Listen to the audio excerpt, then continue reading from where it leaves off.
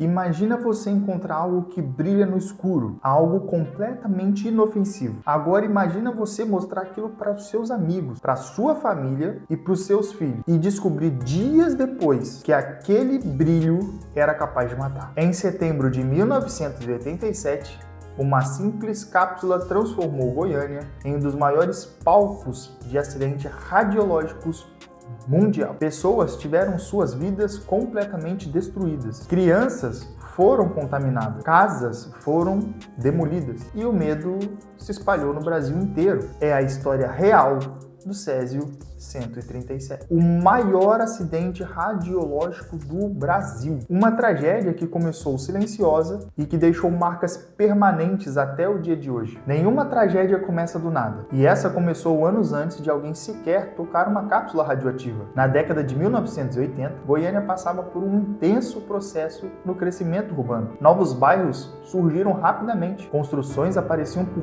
toda parte. Mas junto desse crescimento, muitos imóveis acabavam abandonados.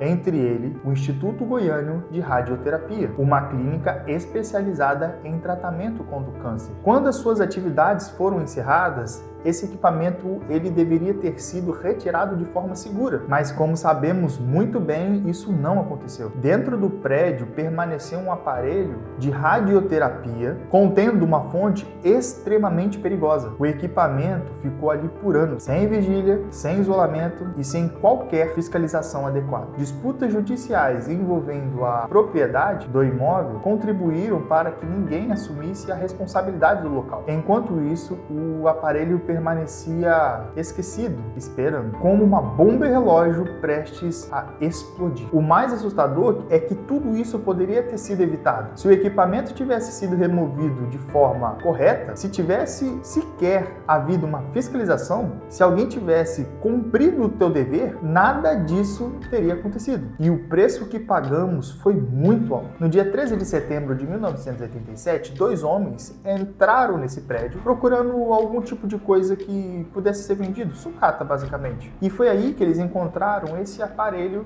de radioterapia, sem saber o que era, óbvio. Então o que eles fizeram?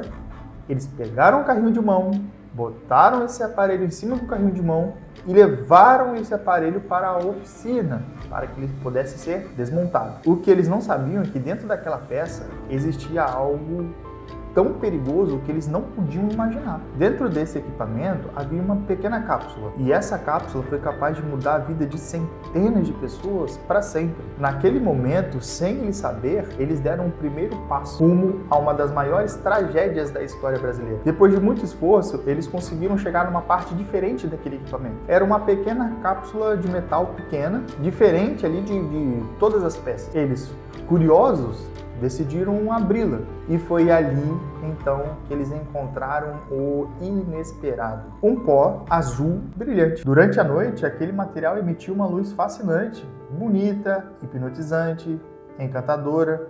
Ela não tinha cheiro, ela não causava dor imediata, não apresentava qualquer tipo de sinal perigoso, muito pelo contrário, parecia algo mágico, parecia algo tirado de filmes de ficção científica. E esse pó, ele foi passado de mãos em mãos e foi mostrado para muitos dos amigos, para familiares, para vizinhos, para crianças. Alguns chegaram ao ponto de espalhar pelo próprio corpo. Outros tiveram a ideia de levar pequenas quantidades para casa. Ninguém imaginava que aquele brilho tão bonito, na verdade, era um dos materiais mais perigosos que eles poderiam encontrar. O que parecia uma simples curiosidade se tornou rapidamente uma sentença de morte. Os primeiros sintomas começaram a surgir dias depois. Inicialmente não era nada grave. Náuseas, tontura, mal-estar, fraqueza, sintomas que poderiam ser facilmente confundidas com milhares de doenças comuns. E foi por isso que ninguém suspeitou que tinha alguma coisa muito errada ali. Mas o tempo foi passando e os sintomas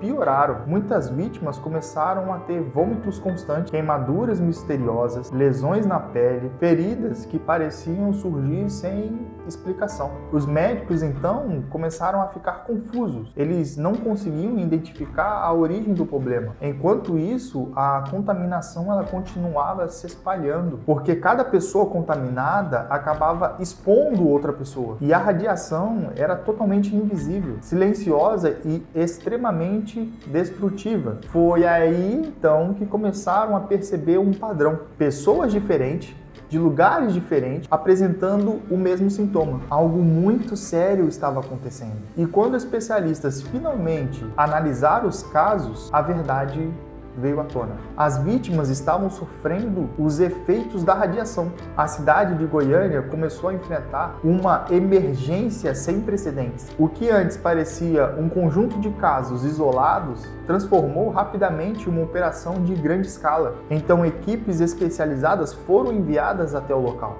Detectores de radiação começaram a ser utilizados em todas as partes. Casas foram isoladas, as ruas começaram a ser interditadas. Objetos pessoais começaram a ser recolhidos. Milhares de pessoas examinadas. O medo tomou conta de toda a população, porque ninguém sabia o certo quem havia sido ou não exposto. Ninguém sabia até onde a contaminação havia chegado. O pânico começou a se espalhar tão rápido quanto a própria radiação.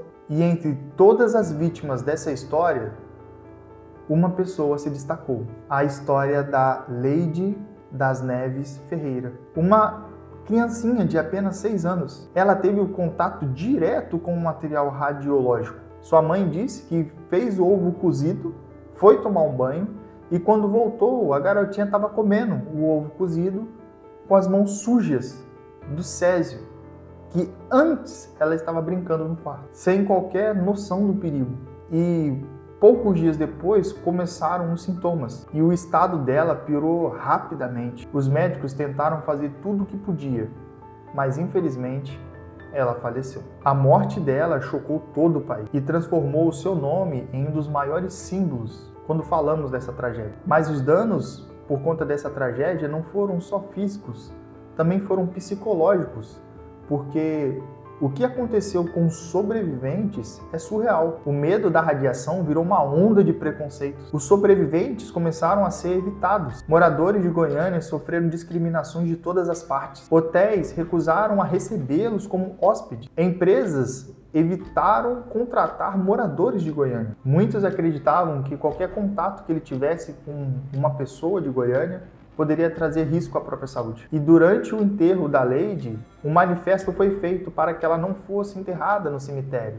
Pessoas ignorantes tacavam pedra em seu caixão, mais triste, com a sua mãe ali perto. E a desinformação acabou transformando essas vítimas em alvos. O sofrimento das pessoas se prolongou muito mais do que o acidente radioativo. Décadas se passaram, mas as consequências continuam. Muitos sobreviventes até o dia de hoje têm que viver com sequelas físicas e emocionais. Alguns perderam membros, outros enfrentaram dores constantes. Muitos carregam traumas que nunca desaparecem. Toneladas de materiais radioativos permanecem armazenadas em instalações especialmente construídas para impedir um avanço de um novo acidente. O Césio-137 ele continua existindo, confinado, monitorado, supervisionado, mas nunca esquecido. A tragédia deixou uma marca profunda em Goiânia e também na história do Brasil. A tragédia do Césio-137 ela não ocorreu por conta de uma guerra. Ela não aconteceu por conta de uma explosão nuclear. Ela não aconteceu por causa de um ataque.